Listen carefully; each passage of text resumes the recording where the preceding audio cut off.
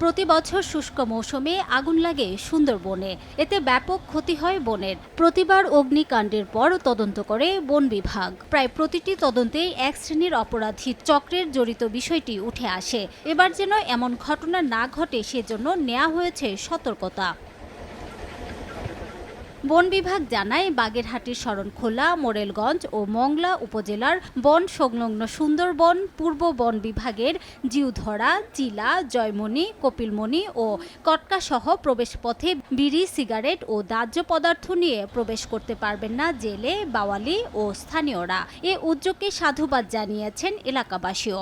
এই সময় আইলি সুন্দরবনে আগুন লাগে, আর যাতে আগুন না লাগাইতে পারে সেজন্য আমরা মাঠে আছি। সুন্দরবন সুরক্ষায় আমাদের বন বিভাগ কঠোর অবস্থানে আছে, যাতে করে ওই দুষ্কৃতিকারীরা বনে প্রবেশ করতে না পারে। গণসচেতনতা বাড়াতে বন সংলগ্ন লোকালয়ে প্রতিদিন মাইকিং ও লিফলেট বিতরণ করা হচ্ছে বলে জানান সংশ্লিষ্ট কর্মকর্তা।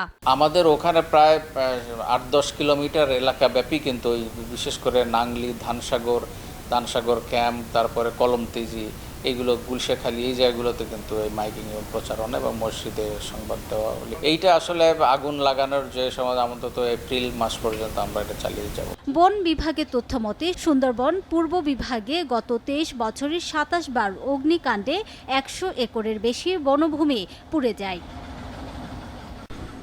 সময় সংবাদ, বাগেরহাট।